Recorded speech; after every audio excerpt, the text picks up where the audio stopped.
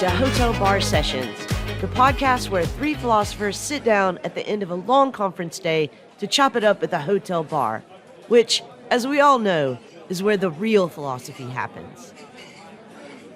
All right, welcome back, everybody, to Hotel Bar Sessions. I am Lee Johnson, your host, and I am sitting here with my two favorite co-hosts, Dr. Rick Lee and Dr. Charles Peterson. So in the episode today, we're going to be talking about desire, which perhaps more than any other affect is put to work in so many areas of philosophy.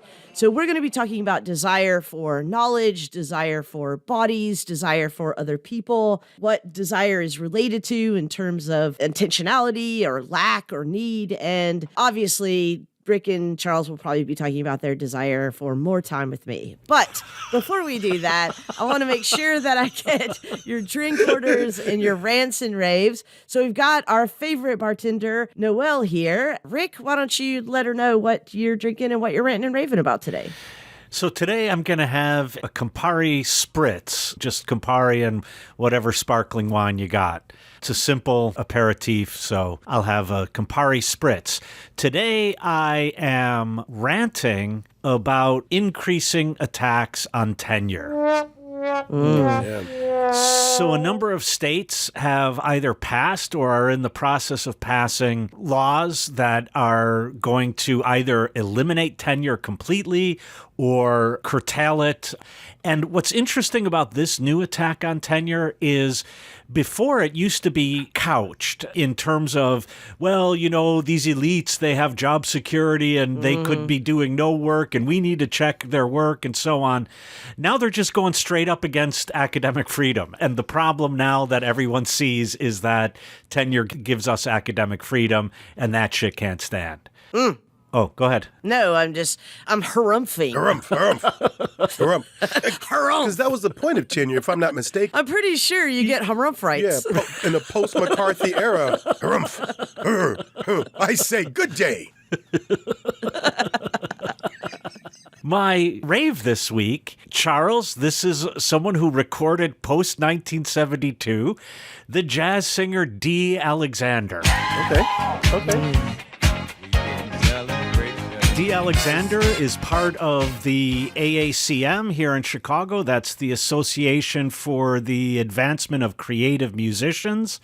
All of these musicians are doing really interesting work in avant-garde and experimental music.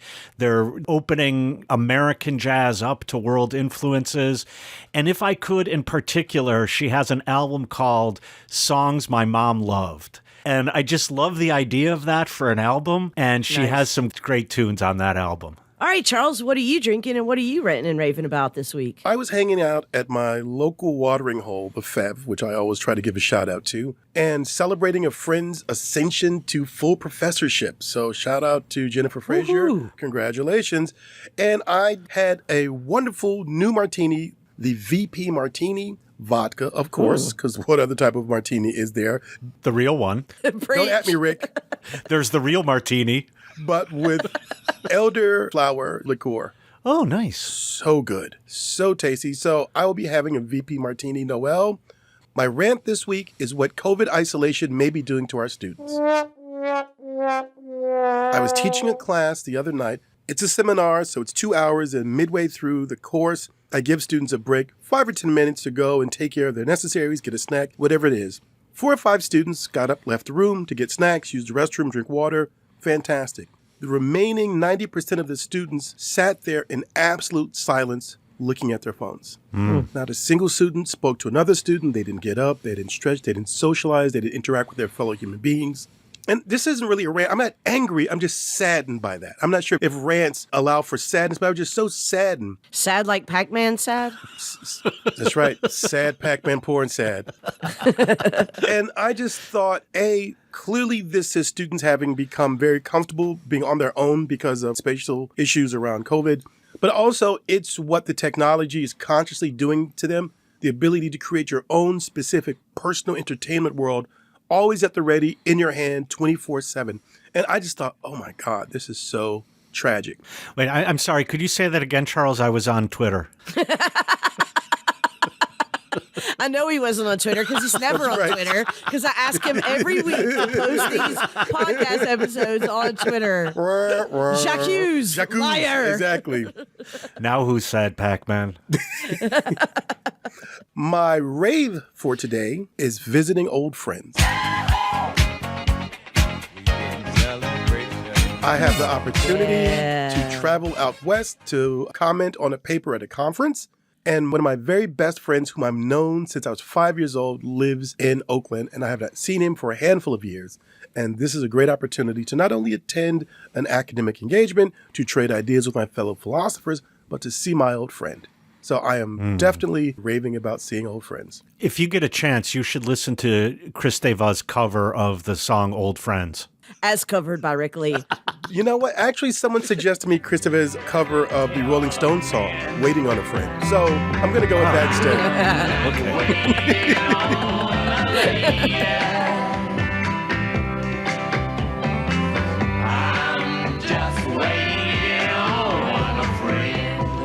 Lee, what are you ranting and raving about? What are you drinking? You guys, I just got back from a trip in the Ozarks.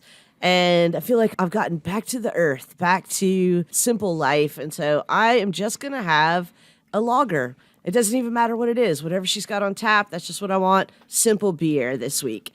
I am raving this week, relatedly, about Americana.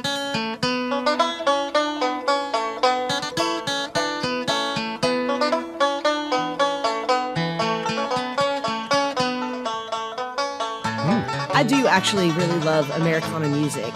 And I get Americana can be kitschy and sometimes racist, but there is a kind of adorableness. That's maybe not the right word, but there's something heartwarming about driving through the country, which I haven't done in more than 2 years now. And just seeing stuff on the side of the road that is, we spent 4 days in Eureka Springs. We rented a cabin in the mountains. And on the way there, we just saw so many kind of oddities on the side of the road. I want to give a shout out to what I think was a diner somewhere in the Ozark Mountains in Arkansas that was called the Chat and Scat. I really want to go to the Chat and Scat. I don't know what it is, but I feel like there's got to be good things going on in the Chat and Scat. But it's a life that I cannot imagine. Some of these towns and these farms that we pass, I can't imagine living there. I can't imagine not living in a city, but I really did enjoy the trip and did enjoy sort of seeing all of that. I am ranting this week, however, about the newly introduced Twitter Blue. Twitter has introduced a new subscription service, paid subscription service, where, among other things, Twitter Blue users get premium features. And one of those features is the feature that literally everyone that's ever been on Twitter has wanted, which is the ability to edit their tweets.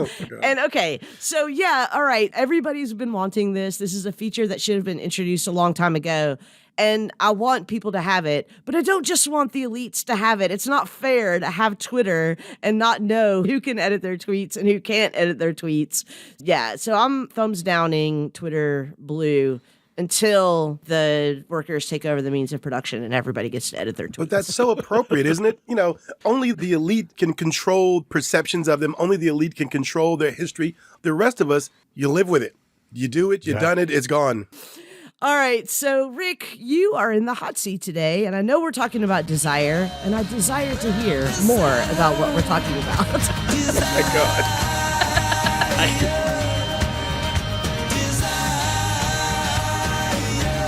God. This is going to go on for the entire podcast, isn't it?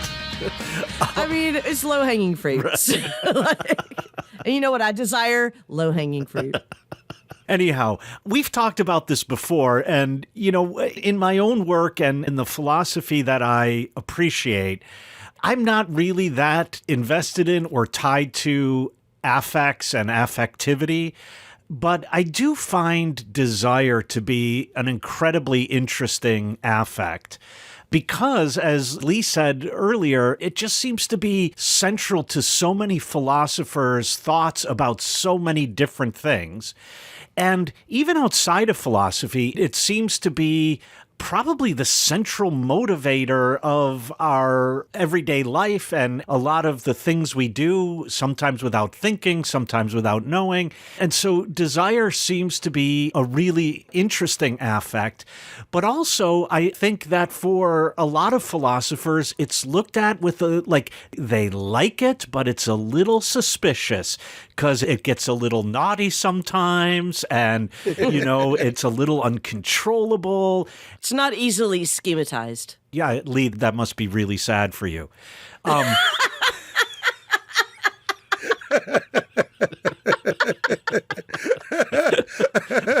I just got owned, as the kids say. Let the record show that Dr. Lee M. Johnson just lost her shit. It's chaos. Hey, Lee, do you have a trauma center near you? Because you need a burn unit. Oh, Rick's on fire. You don't want this smoke. You don't desire this smoke. This is on the way to becoming Rick Lee's hotel bar sessions, everyone. We are witnessing a coup. He'll be here all week. Enjoy the meal. So I think desire is an important affect. It's one that a lot of philosophers look at with some suspicion.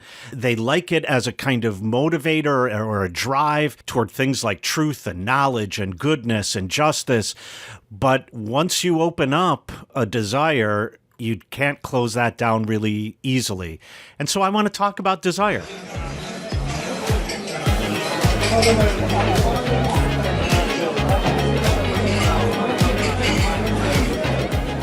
All right, Rick, I really am super excited about this discussion today. But one thing that I think that maybe we should do right here at the beginning is to explain what an affect is. I've noticed in my classes and just in my conversations with people who are not academics or not philosophers that a lot of people don't know what we're talking about when we say affect. So you describe desire as an affect. What is an affect? What are other affects? Yeah, I think we normally think of the term affect when we're being corrected when we meant to use the word effect and we put affect instead. Right, right. So within philosophy, and particularly in early modern philosophy, so philosophers like Hobbes, Descartes, you find a discussion of those aspects of our, for lack of a better term, mental life, which are not produced by us. We're not the originators or creators of it, but we are at least partly passive in these. And so we undergo something. That's the literal meaning of passion. We undergo something, and therefore we are affected by something other than ourselves. And so one of the words that they use for what we would call mostly emotions are affects, namely those things that change us in some way, and so we are affected by them, and those things are called affects, mostly to denote this kind of at least part passivity. I could take desire as an example. I don't generate a desire just out of myself. I desire something. And so the thing that I am desiring is affecting me so that I have this desire, and I'm not completely autonomous and the total agent in this process. I do wonder if you think, though, as Spinoza said, that there's almost no difference between appetites and desires, except for that desire is an appetite and a consciousness of the appetite. Right. So we at least know what the appetite is, or what it's pursuing, what it's striving towards. Do you agree with that? Yeah, I mean, it is interesting, again, starting in the early modern period. And let me point out that Descartes never would have written his book, The Passions of the Souls, if it weren't for the contributions of Elizabeth of Bohemia. So she was attacking his overly cognitive and rationalist approach and kept pushing him on this issue of emotion and affect. And as a result of it, he decided he needed to write an account of how affects fit in. That being said, there is, again, especially in the early modern period, a need to find out what are the one or two root affects that all the rest of them are just kind of modifications of. And pleasure and pain is one choice that philosophers normally choose, so that the initial feeling I have or what I am affected by is either a feeling of pleasure or a feeling of pain. And then we could get to appetite. So I desire those things that cause me pleasure. I avoid those things that cause me pain. And then from there, I could get all sorts of things, love and hope and fear and anxiety and sadness. And, so all the affects could then be built off of a modification of some root, usually these opposites, like a positive and a negative, some root set of affects that allow me to generate the rest. And so now to answer your question, finally, Lee, he says an hour later, I think that one of the reasons why appetite is thought by many philosophers to be so fundamental is because of its biological baseness. Like, we have to eat, we have to drink, and then maybe from a species level, we have to reproduce.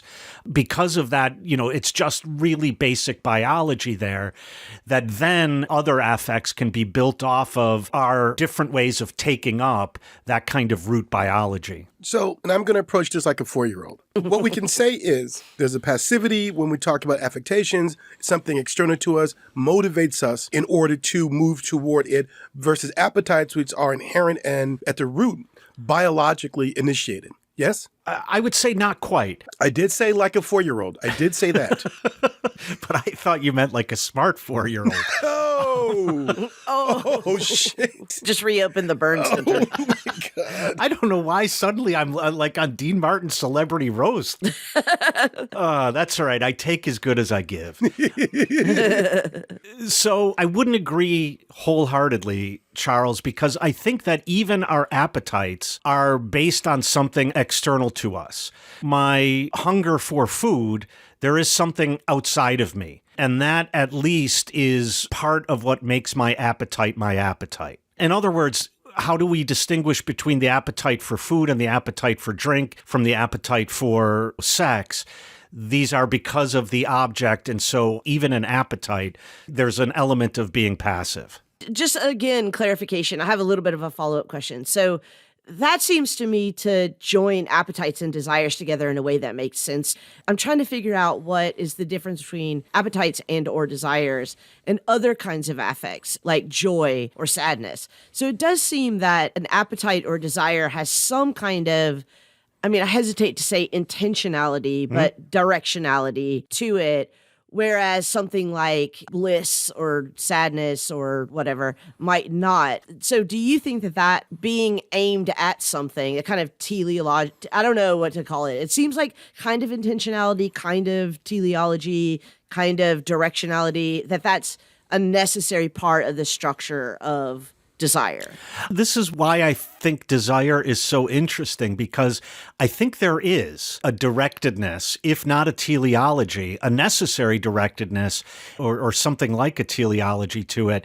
But I think also what philosophers find interesting with both appetite and desire is that it's a kind of compulsion, right? So one might think of Freud's use of the term drive. It's like an engine. It's like an engine for my action towards something.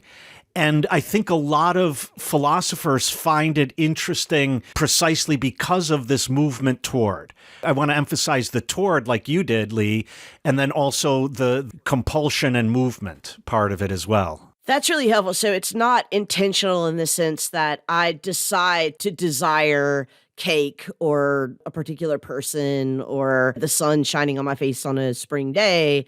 I'm compulsively driven towards that. It can't have the structure of intentionality without being chosen in the way that we normally think about intentionality. I think that's what a lot of philosophers find interesting. Can we say that connecting appetite and desire, that desire is the sharp end of appetite? So my appetite is for food because internally I need this sustenance in order to continue to function. It's a biological necessity, but my desire for a medium well-done steak falls under that But because it's so specific and there are very particular characteristics that I attach to that, more than just, oh, this will fill up my belly, then that is something that may be particular to desire and not necessarily just appetite. That's interesting. So this goes back to, I think, Lee's raising of Spinoza earlier, that one way to distinguish between appetite and desire is that in desire, I have appetite, but along with the knowledge of what will satiate that appetite. And so, yeah, I have an appetite for food, but I have a desire, as you put it, for a steak. And then we can get more complicated, as Lee did. So then add on top of that, like when it comes to, let's say, a person, well, it could even be a thing, but it might be easier to start with a person. I have appetite maybe for sex. I have desire for that person. And then I could add love to that. And love is somehow related to the desire and related to the appetite, but in some ways also markedly different. Yeah, that makes it complicated when we start thinking about the kinds of desires that we have that don't have a biological root in the sense of persisting in one's being. So the fact that we desire things that are dangerous to us, we desire to have, I don't know how to describe this, like we desire to have experiences where our lives might be put in danger. Like curiosity, for example. We desire to walk into the unknown. Yeah. Those sorts of things seem definitely different than appetites like I need to eat, I need to sleep, I need to drink water, etc. But they manifest as compulsive in the same kind of way. Like I can't help it, I want to do this. Right. Yeah, I mean, it's interesting because nowadays psychologists have an entirely different way of approaching the topic of emotions and affects, including desire. But at least for early modern philosophers, what constitutes an emotion or an affect, and so therefore desire, is, in a sense, it has a physical component, but it also has a cognitive component, or let's just put it more basic, an element of thought belongs to it as well. Now, that element might not be knowledge, it might be something else, imagination or something like that, but it is both, we might say today, mental and physical. And I think that often the mental part is what allows us to think that the object of our desire is actually helping us physically, when in fact it might be harming us.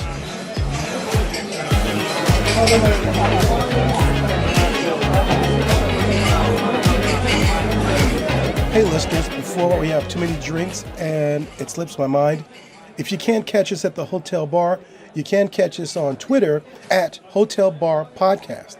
You can also follow our HBS hosts individually on Twitter to catch their off-air thoughts.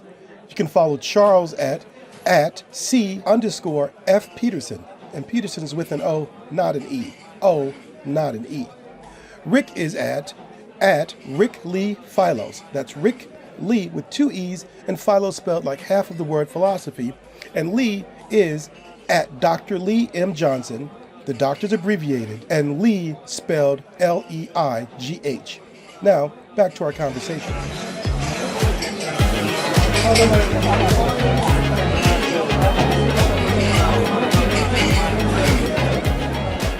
So, Lee, that last point that you made, I think, shows the reason why desire functions really at the heart of many philosophers' thought. So you could think of the role of Eros in Plato, particularly maybe the Symposium.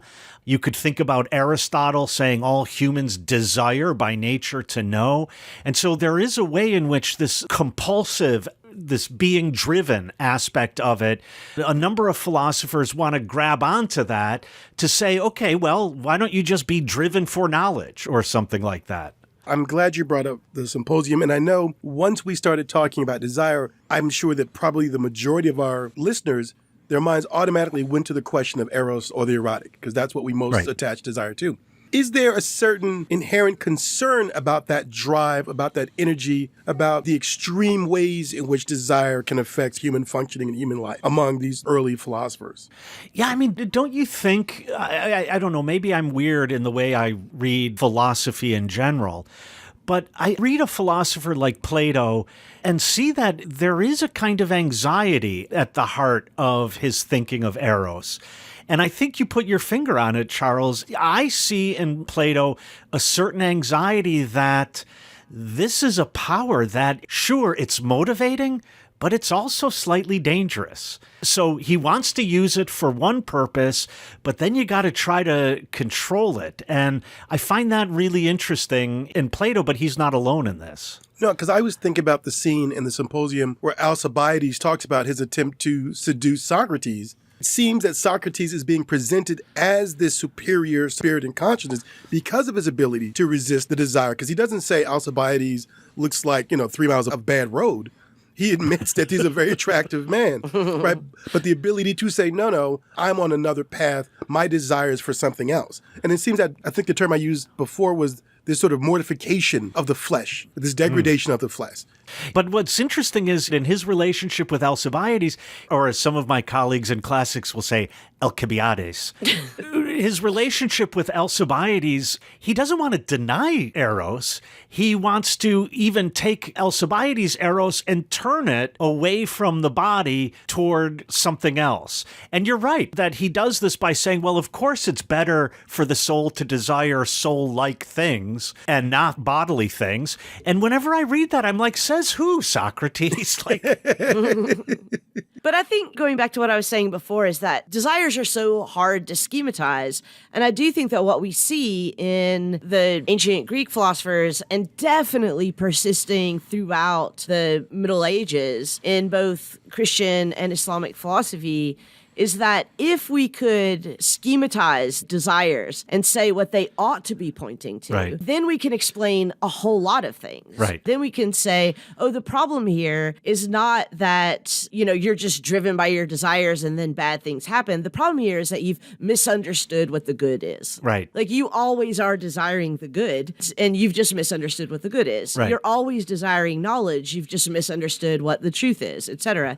So I do think that the impulse to incorporate desires in the search for truth and in the project of becoming a good person and building a good city and being a part of a good community, that all of that is an attempt to schematize these really unruly, mysterious drives that even when schematized will still fuck you up. Yeah, somehow by being put in categories, they're not therefore tamed. What's interestingly is in what you just said, and this goes back to Charles raising Alcibiades, that you talked about desires being put to work in order to build a good city or a good life and so on. And I like that, the sort of energy for setting to work and the activity. I think that's why a lot of philosophers look to desire, because it's the battery to the energy system, right? It puts the energy into the system. But as you were pointing out, once you say, oh, come on, let's have some desire, it's really hard, even when schematized, to control that desire. And you just have to look at Thomas Aquinas' Summa Theologiae, where you do get a fairly rigorous schematism of various kinds of desires. So let's just take what comes to be called concupiscence, so a kind of bodily desire for bodily pleasure. He sees right away, as many philosophers do, that on the one hand, you can't say that's bad. It can't be, as Charles put it earlier, a complete and total mortification of the flesh, because otherwise the species wouldn't reproduce itself. And so then the problem is, if that concupiscence gets out of hand, then what do we do? Or, to go to another sin that Aquinas doesn't like, gets into hand. But you'll be here all week. Try the folks. veal. Enjoy the buffet. But don't try the veal that way.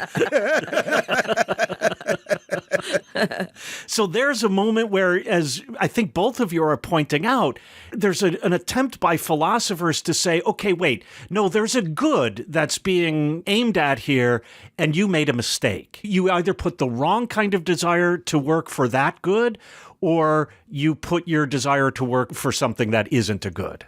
Yeah, and I think that what we see when these schema get folded into religions is that the explanation of the mistakes often becomes a filter through which we misunderstand a lot of our desires. That's where I think we start moving more aggressively towards what Charles was describing earlier as a kind of mortification of the body and a mortification of the flesh.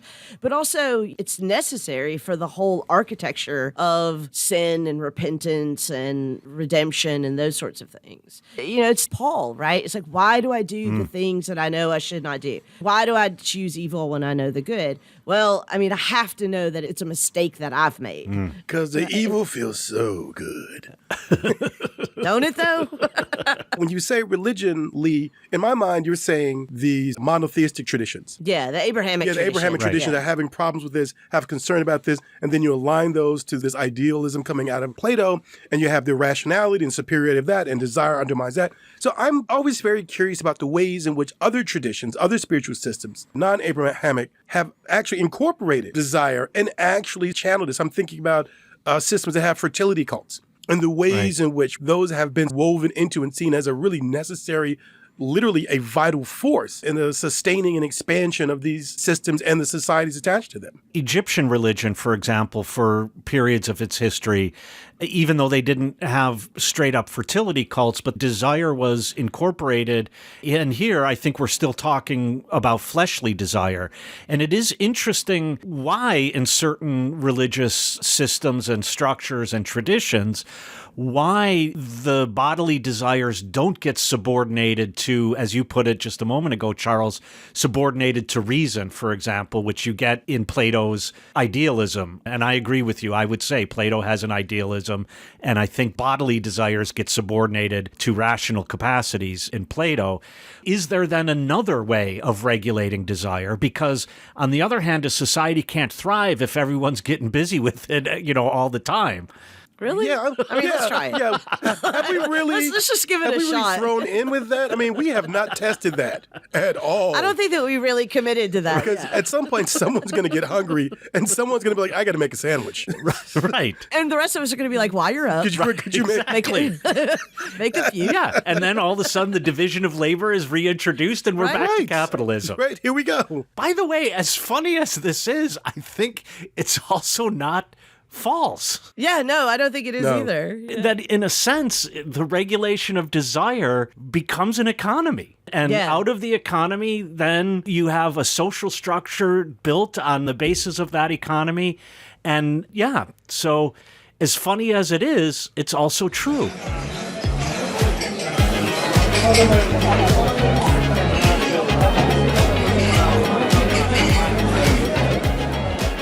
Hey, we couldn't hear you while you were shouting into your headphones.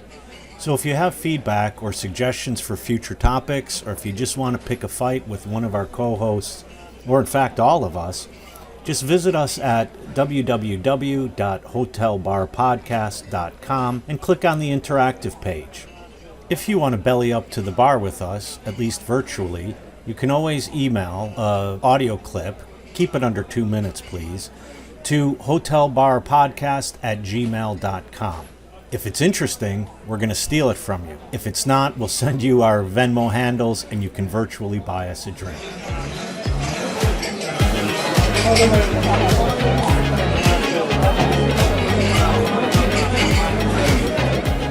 It seems to me that if we're looking at how various philosophers have engaged questions of desire, I think we have to take some time and look at Marx and think about the question of the stimulation and the creation of desire within the context of capitalist societies, because most of the conversation we've been having have been under the assumption that desires and appetites are completely organic, completely natural, completely inherent to human functioning. But when we begin to talk about the ways in which capitalist structures, the creation of certain models of production and consumption, and certainly the need for overconsumption to drive certain engines of production and capital accruement, we have to talk about the ways in which people get manipulated and get sold, literally, what their desires are. And I always think about this great line from George Clinton, right? Mind your wants, because somebody wants your mind. And whenever we talk about desire and consumerism, that always comes to fore for me.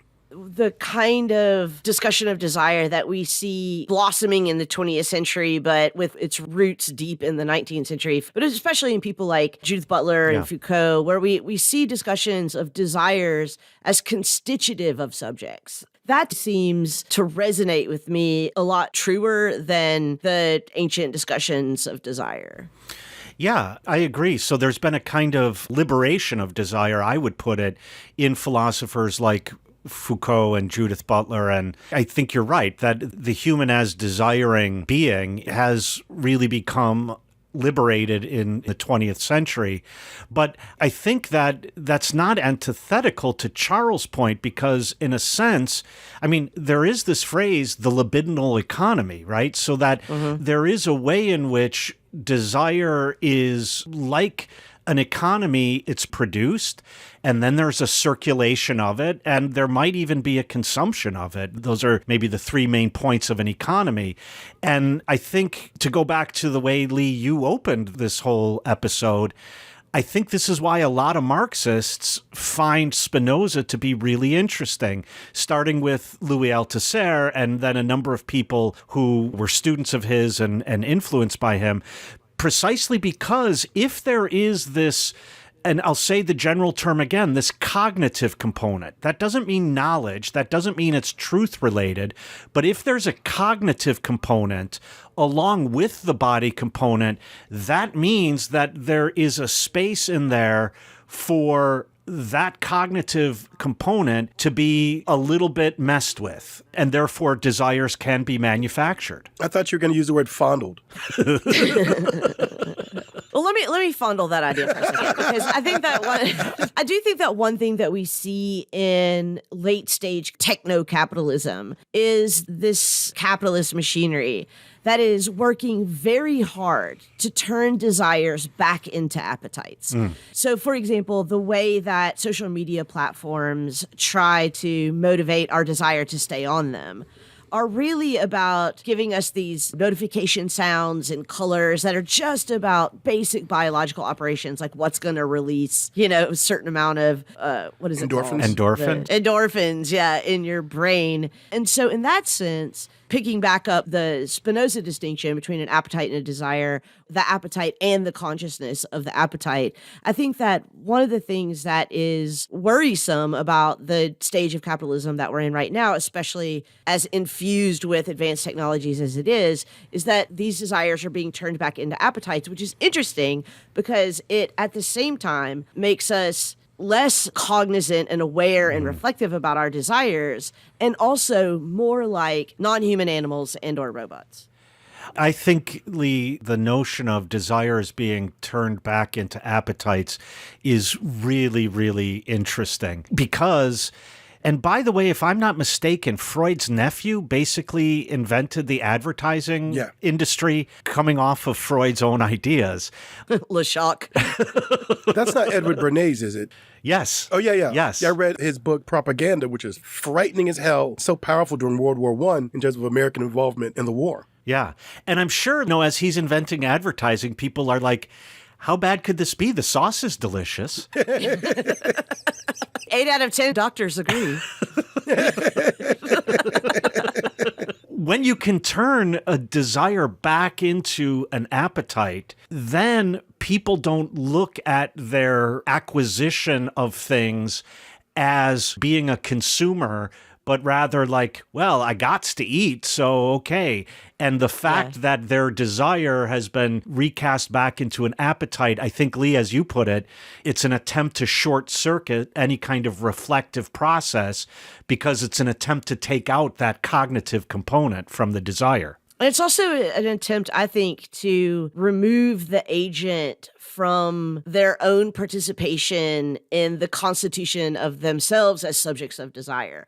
Because if you're just an appetitive subject, then there's not a lot of agency in that. It's like, this is a body and this is what it does. But to be a subject of desire, there has to be some agency in that, it seems to me. There's a real danger of that depending on your position if we're talking about productive process. I just taught my students this great essay by the historian Thomas Holt called An Empire Over the Mind. I love it. It's one of my favorite essays.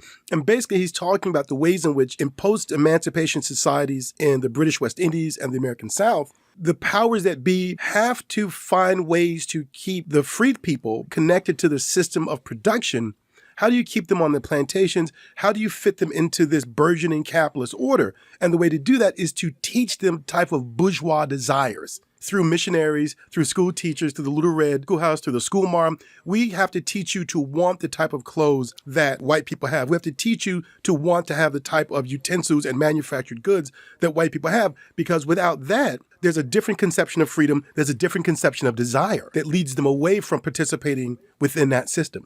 That's interesting. That went in a totally different direction than I was thinking that you were going to go. I mean, what you just said is really fascinating. And by the way, listeners, we'll put the link to that essay in the show notes.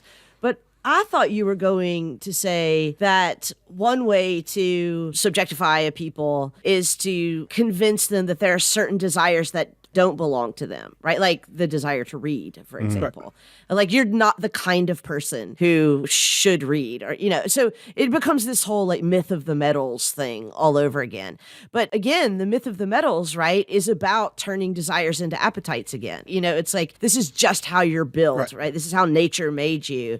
So these desires aren't yours. And I think that we can see a lot of that in pre-emancipation societies as well, trying to limit subjects by not talking about them as desiring subjects, but as entirely appetitive subjects. No, I'm glad you brought that up, because that's what makes this regime of desire so powerful, that it can flip that switch literally over the course of 4 years in both British and American emancipation. We go from teaching you, no, you're at the lowest level of human beings, childlike, you're not an animal, but you're kind of a clever animal, so you don't want this. You don't want to read. You don't want this idea of a family structure, any of the social organization that you see the dominant classes have. 1865 or 1838 for the British West Indies. No, you want to be a patriarch within a family structure. No, this communal thing where you have extended families and fictive kin. No, you don't want that. You want to reduce it down to these 4 people, so you can work harder to provide for them and invest money and save and become this idea of what we think a human being is, or a consumptive, appetitive human being that this new capitalist order is asserting. But there again, within the new capitalist order, or the new assertion of the capitalist order, while there's this attempt to direct and regulate desire as such is always dangerous. And it's the very desire that you're encouraging that eventually leads to people saying, you know what, we need to have an 8-hour workday. Right. You know what, we need to own the modes and means of production. You know what, I should be voting. Yeah. And so that's the danger inherent in desire, is that, as we talked about already in the first segment, it's this sort of oomph. It puts the energy into our activity. But once that energy is put into the system, it's pretty much out of control, which then goes back to, is there also a dangerous side to liberating the human as desiring subject? Are there some desires that we want to say, that's immoral? Just as a desire, even if you never act on it, just having the desire is immoral. I don't know. Maybe all desires are fine. I don't know that apparently I'm just getting hit by curveballs all over the place, because I did not think that this question was what was coming out of that lead up. See, the lack of schematization, that's what happens. Chaos. See, if you guys would just provide me a schematic at the beginning, I would be fine. No, but just to get to Rick's question, my immediate impulse is to say that no, I don't think that desires, qua desires, are moral or immoral. That you have to act on it or fail to act on it for that to be moral or immoral. But I also, now when I'm saying that, I'm thinking that's because I'm thinking of desires as appetite. So, okay, let me just pick the most obvious example. The sexual attraction to children. I think the reason that most of us say that you should not do that has to do with complicated social contract arrangements that we have that have to do with consent and have to do with vulnerability, etc. And I would say that adults should not, ought not have sex with children. But I'm not sure that I would say that the desire all by itself is immoral. But I think that's because I believe that the desire is more like an appetite. And even after one becomes aware of it, and it is a desire, like at which point one can seek to satisfy that desire or try to quelch the satisfaction of that desire, that seems to me to be a moral or immoral project, but I'm not sure people can help who they're attracted to. Yeah, I have a colleague, Peter Steeves, who has written a lot on the ethics of eating, or I should say the immorality of eating animals. And in talks he would give, he would pass around fake meat. And in those days, it wasn't even like now. I've never had an Impossible Burger or any of these new meat substitutes. Oh, they're delicious. They really are. And it seems like they're closer to the taste and texture of meat than like an old Morningstar Farms, But he would hand out vegetarian hot dogs. And part of what he was trying to investigate there or have the audience think about is my desire for animal flesh in itself the problem? Or is it okay to desire animal flesh as long as I could satiate that desire in some other way? But then secondly, it's really interesting because if desire just isn't appetite, so that there is always a thought component and it might be therefore always capable of some reflection, there is a way in which the desire itself is pleasurable, even without the action that would appear to satisfy the desire. I could put this another way. Like, I think any therapist would tell you that whatever desires you have, you don't have to ask your partner to enact all of them or even any of them. And that doesn't mean the desires are bad. That means that they're yours, and you don't necessarily need to involve other people in it. So there is a way in which I lean sort of on the side of you desire what you desire, and then the morality or immorality comes in what you do. Yeah, the heart wants what it wants.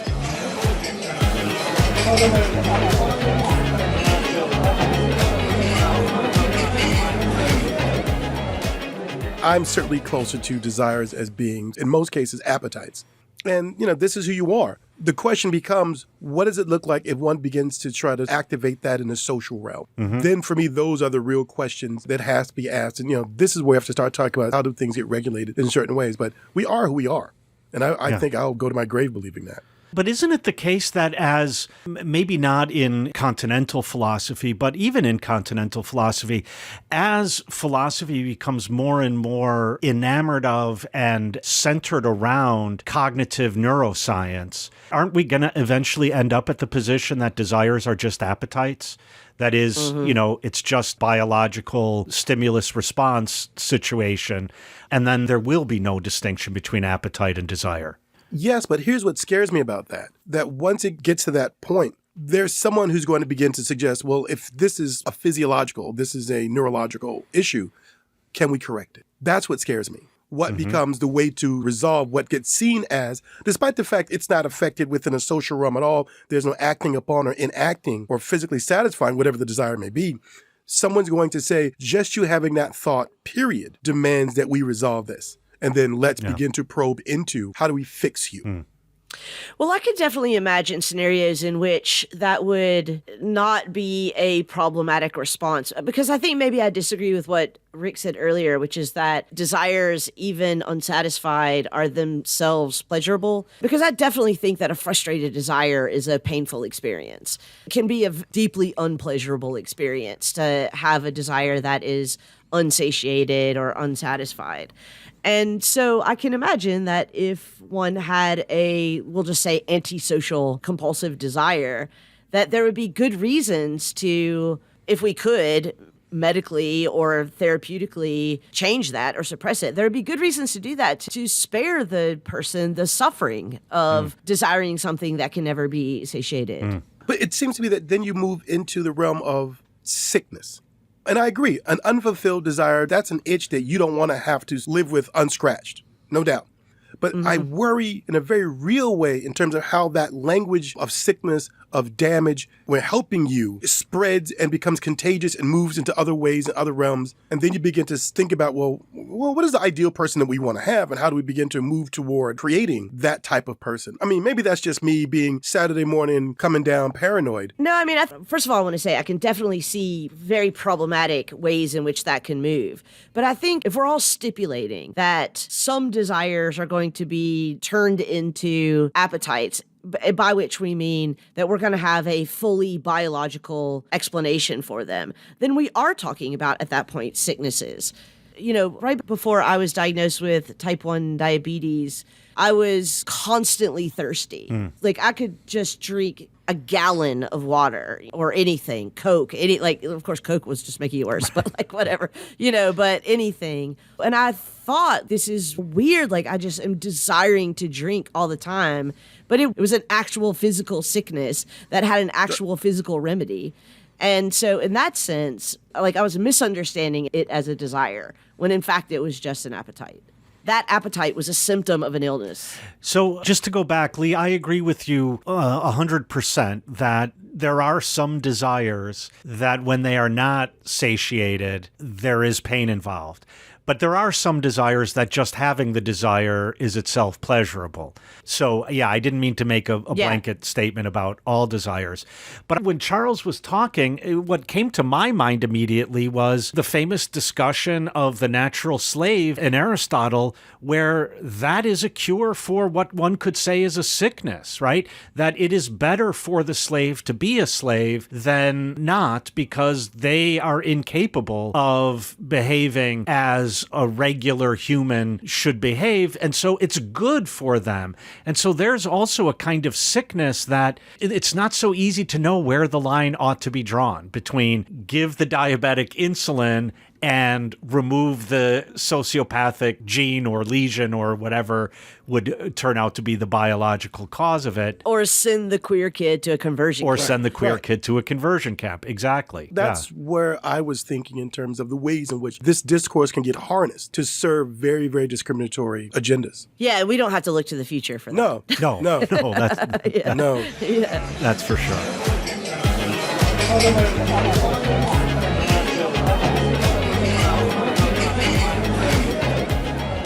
So I want to ask you a question that might kind of go back to our discussion in the first segment about Plato and Aristotle and others saying that we always actually desire the truth, the good, the beautiful, etc. Because, as I said then, and I do think it's true, for the next 800 to 1,000 years, then the project of philosophy and many of the Abrahamic religions was to just correct you about your desires, right? To like let you know where your desires were wrong. You're doing it wrong. You shouldn't be doing that at all. And even though I know you guys were making fun of me, it is true that I do like things when they're schematized. And I do find that to be a very useful schematic to say when I'm trying to explain why people do bad things, why people love ugly things, is that they've made a mistake about what they really desire. People who, for example, believe in conspiracy theories, I think they really do want to know the truth, and they've made a mistake about what is true. And so I'm a little concerned that I'm falling prey to the same kind of like very capital T typical philosopher approach to this when I say, well, we just need to correct people in their misunderstandings about desires. So I wonder if you guys think that desires are if they're too messy to be schematized, they're too messy to be philosophized about in a way that's useful. I almost never talk about desires in my classroom or in my work. And if I was being totally honest about why, it's just like the juice ain't worth the squeeze there, right? Like, it makes things messier and not clearer. Yeah. I don't talk about desire in my classes, even when it comes up in text, although... it's just like, silence! All right, so we're going to be skipping from page 57 to page 60. He hands out totally redacted. If you want to know what's in those 3 pages, then you're sinning, and that makes your parents sad. Oh, my God. Yeah. So the only exception is when I teach Augustine's Confessions, because for me, that is a text. It opens with desire, and I think it's about the appropriate desire and therefore the regulation of desire. That his problem throughout the text is that he's putting his desire in all the wrong places. I was looking for love in all the wrong places, looking for love in too many faces, searching. And then finally, when he finds God, then his desire is now for the right thing and it's appropriate and so on. So I don't talk about desire in my classes. And partly it's because, this may sound strange because I'm incredibly suspicious of the power of critical thinking, but I am incredibly optimistic about the ways in which reason and rationality could be deployed aspirationally. I prefer to think about a society that is closer to reason than one that is closer to desire. So, you all seem to have no problem with the society in which everyone's getting busy with it in the streets. But in a thoughtful way. It's schematized, Lee. Is that what you're saying? Spreadsheets. This isn't pure. It's schematized. Right. This isn't There's pure a Henry schedule. Miller. I mean, So I don't talk about it in my classes often. That being said, I think it is a crucial problem in thinking politics. And then I think, Lee, you mentioned earlier Judith Butler. I think that as philosophers come to realize the absolute necessity for us to think about genders and gender structures, about race and racialized structures, I think desire will become an important aspect in all of those discussions, even with all of its messiness. Do you think that it's gaslighting to tell someone that they're wrong about their desires? I think for me, Or they're mistaken about their desires, would I be should more judicious to say to people, have you considered the logical result of your desire? Have you thought about what that desire means in certain contexts? But the desire in and of itself, I can't judge, I won't judge. Because once again, for me, that can lead to very dangerous water in terms of how we're dealing with regulating, circumscribing, all of these other forms of control. Ooh, I got Foucauldian there. But these forms of control that get imposed upon human beings. So then would one or both of you say that desires are value neutral?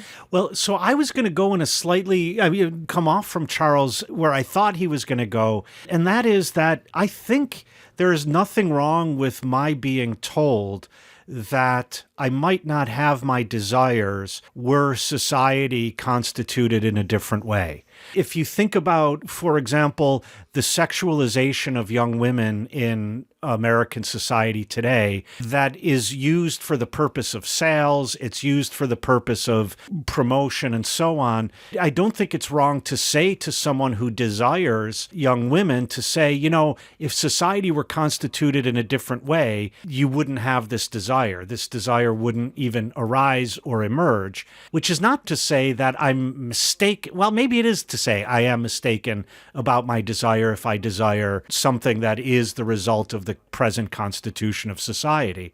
That I think there's no problem with. Let's say, yes, appetites exist inherently so. They're just a part of our construction, our constitution as material beings. Is there inherent desire, or is desire always something that we receive and then is stoked, planted in us, and then it drives us to move toward the thing that initiated this whole process? I mean, I'd almost be tempted to say that there are no desires that are not socially constructed. Because I'm just thinking, if there was a lone human being on an island by theirself, I would say that that being has appetites but not desires. I'm not so sure I agree with that. I'm not so sure I disagree. I desire you to choose one or the other of those. My appetite is that you. I have a hunger for you to choose one or the other of those. I have a drive. Because in a way, I'm afraid that to say I have no desires, it would be tantamount to say that raised alone, I am just pure animal. Non-human animal. Non-human animal. I don't think that I would say that it is not true that non-human animals have desires in the way that we're talking about human animals having desires, if those non-human animals are also socialized. Right. I'm saying that desires, that the consciousness of an appetite, again, going back to Spinoza, which separates an appetite from a mere compulsion, whether that compulsion is biological or of some other sort, that categorize it as a desire. It has to be a being in a social arrangement. Let me try to put this in different language. It seems to me that one thing that's essential to desires, and that also separates them from appetites, is that they belong to a larger project. Unlike an appetite, which is only about satisfying itself. It seems like a desire is embedded in a web of a much larger project of a subject being a subject. And I don't think there's a subject is a subject outside of its social construction.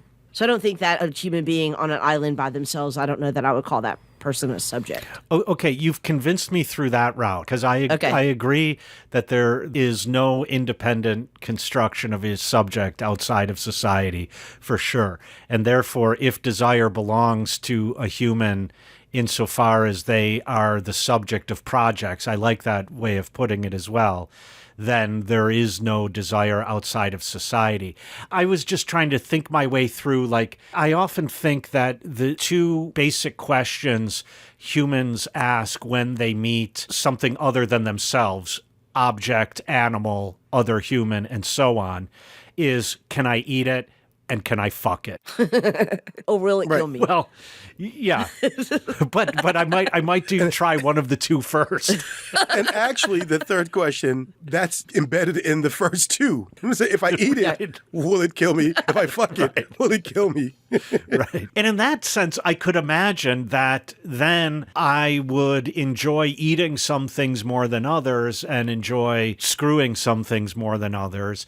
And then, therefore, would a desire not develop? But I'm not going to quibble over that. It would still remain at the level of appetite. But I could imagine that the memory of pleasure is the origin of desire.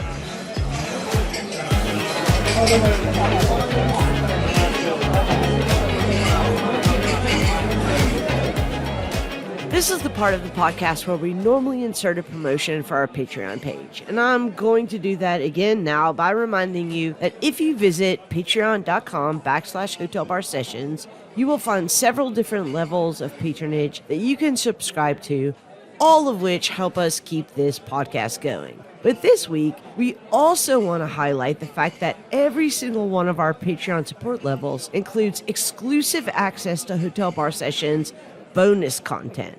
As it turns out, the episode you're listening to right now was a much longer conversation that we couldn't fit into our usual podcast hour. So if you'd like to hear the rest of our conversation about desire, which includes a fascinating and slightly contentious discussion about whether or not desire could be social or collective, then you should definitely subscribe to Hotel Bar Sessions on Patreon at patreon.com/Hotel Bar Sessions.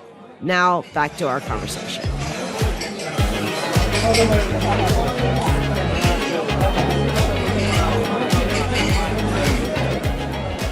All right, you guys, as much fun as this has been, I had a little sidebar with Noelle, and she desires for us to leave.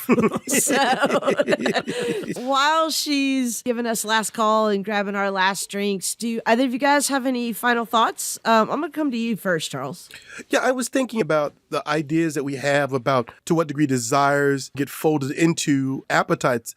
And I think there's something to be said about populations that are manipulated and beaten into perceiving the world in a certain way. But I think there's something to be said about populations who have been subject to a way of thinking about and experiencing the world for so long that the desire is truly instinctual and does not need that type of external manipulation anymore. And my examples would be certain types and expressions of white supremacy in the United States, certain forms and expressions of anti-Semitism. No one has to tell you to behave toward Black people or to Jewish populations this way. It's already there. It's a part of you. It's a part of your appetitive nature.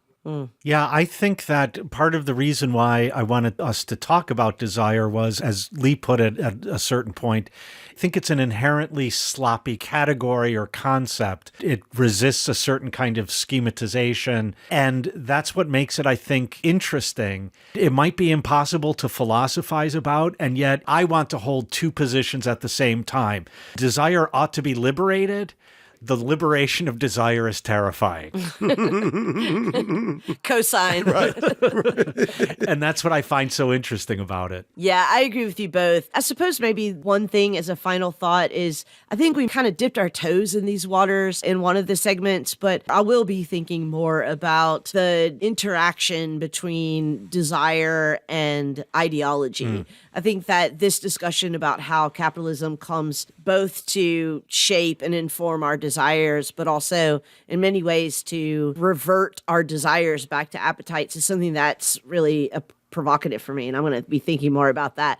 All right. So I'm going to call. Oh, wait, hold on. Noelle told me that she's already called us a cab, so you guys need to turn those bottles up. We are getting kicked out. All right. Good night, Noelle. Good night, y'all. All right, good y'all. Shotgun. Oh, you asshole! You asshole!